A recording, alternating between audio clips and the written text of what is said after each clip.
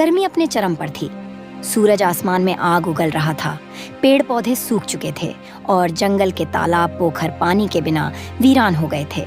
हर जीव प्यास से तड़प रहा था। इस भयंकर सूखे में राणो चिड़िया भी अपने छोटे छोटे बच्चों के साथ प्यास से बेहाल थी। उनके लिए पानी की तलाश में वह उड़ चली। राणो उड़ते उड़ते एक बूढ़े कौए के पास पहुंची और विनती की, दादाजी, क्या कहीं पानी मिलेगा?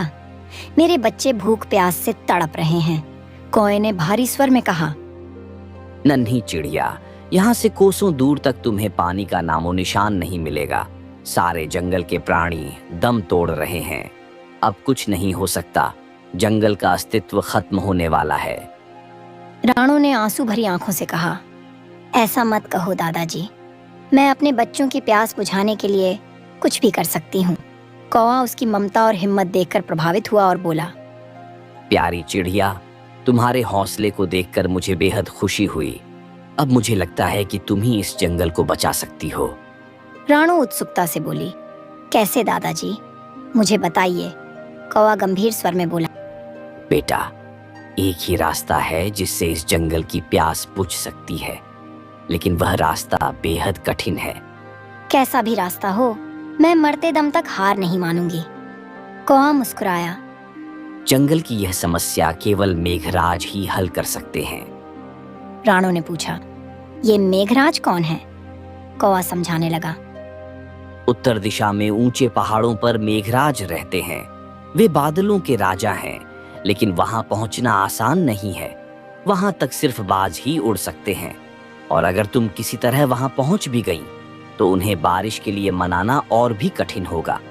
वे बहुत घमंडी और जिद्दी हैं। राणो ने बिना किसी हिचकिचाहट के कहा, मैं अपने बच्चों के लिए कुछ भी कर सकती हूँ। धन्यवाद दादाजी, आपकी बातों ने मुझे उम्मीद दी है। इतना कहकर वह उत्तर दिशा की ओर उड़ चली।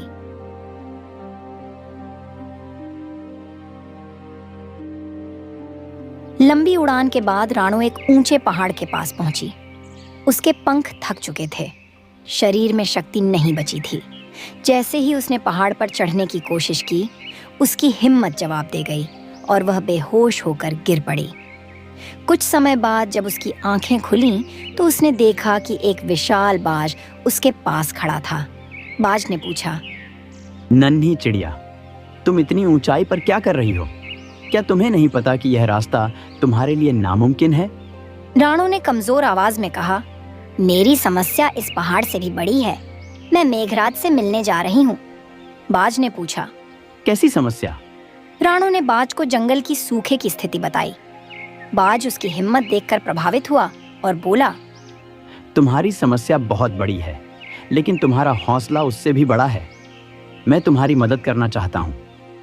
उसने राणो को अपनी पीठ पर बैठाया और तेज गति से पहाड़ों की ओर उड़ चला। कुछ ही देर में वे पहाड़ की चोटी पर पहुंच गए। बाज ने कहा, नन्ही चिड़िया, इससे आगे का सफर तुम्हें अकेले ही तय करना होगा। राणो ने कृतज्ञता से कहा, आपका बहुत बहुत धन्यवाद बाज जी। अब वह बर्फीले पहाड़ों के बीच अकेली उड़ने लगी। कुछ समय बाद वह मेघराज के महल तक पहुंच गई। राणो ने विनम्रता से कहा, हे मेघराज, हमारे जंगल में भयंकर सूखा पड़ा है।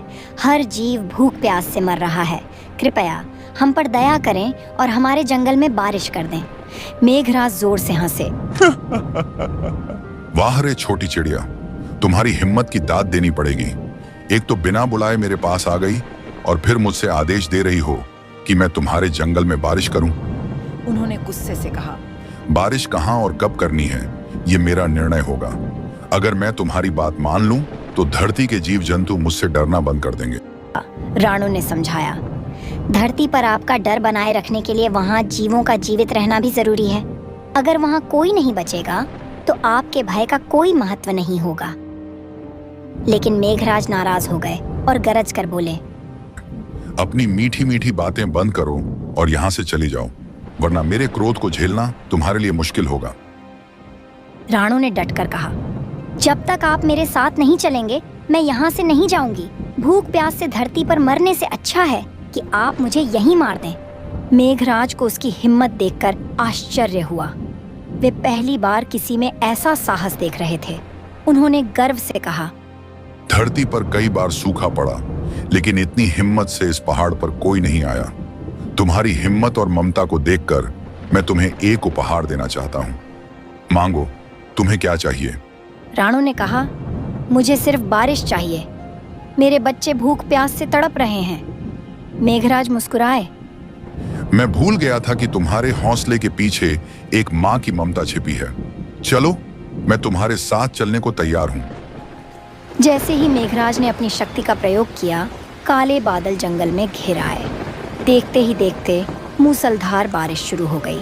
जंगल की सूखी धरती गीली हो गई, पेड़ फिर से हरे भरे हो गए, तालाब पानी से लबालब भर गए। सभी जीव खुशी से झूम उठे। राणो अपने बच्चों के पास पहुंची। उन्होंने खुशी से चहकते हुए अपनी माँ को घेर लिया। बूढ़े कौए ने आकाश की ओर देखकर कहा, देखो, एक नन्ही चिड़िया ने अपनी हिम्मत से पूरे जंगल को बचा लिया। अगर हिम्मत और धैर्य हो तो कोई भी कठिनाई हमें नहीं रोक सकती।